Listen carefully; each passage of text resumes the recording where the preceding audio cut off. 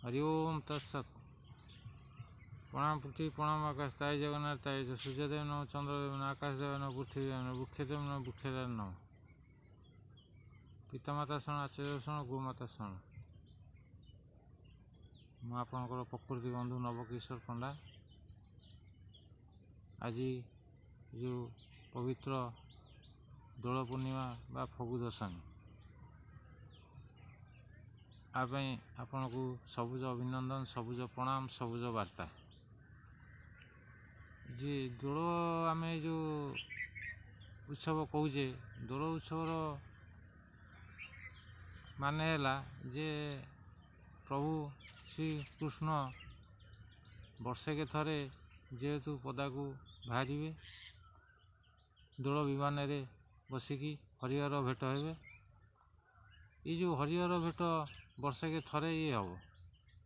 ତେଣୁ ଆପଣମାନଙ୍କୁ ଅନୁରୋଧ, ଏଇ ଯେଉଁ ଦୋଳ ପୂର୍ଣ୍ଣିମାକୁ ଶାନ୍ତି ଶୃଙ୍ଖଳା ସହିତ ସମାପନ କରନ୍ତୁ ଏବଂ ଆ ଦେହରେ କୌଣସି ମାଦକ ଦ୍ରବ୍ୟ ବ୍ୟବହାର କରନ୍ତୁ ନାହିଁ। ଆଜି ଦେଖନ୍ତୁ, ଏଇ ଯେଉଁ ଠାକୁର ବର୍ଷେକେ ଥରେ ପଦାକୁ ବାହାରୁଛନ୍ତି, 2-4 ଦିନ 8 ଦିନ ଖୁସି ହେବେ।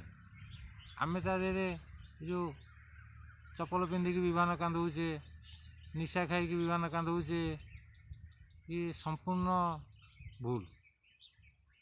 ଯେହେତୁ ଆମେ ବର୍ଷେ ଖୁସି ହେଉଛେ, ପ୍ରଭୁ 8 ଦିନ 4 ଦିନ ଦିନେ ଖୁସି ହେବେ।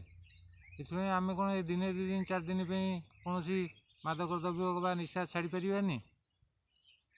ତେଣୁ ଆପଣଙ୍କୁ ଅନୁରୋଧ କରୁଛି, ଏ ଯେଉଁ ଫଗୁ ଦଶମୀ ବା ହୋଲି ଉତ୍ସବ, ଆକୁ ଆପଣ ଶାନ୍ତି ଶୃଙ୍ଖଳା ସହିତ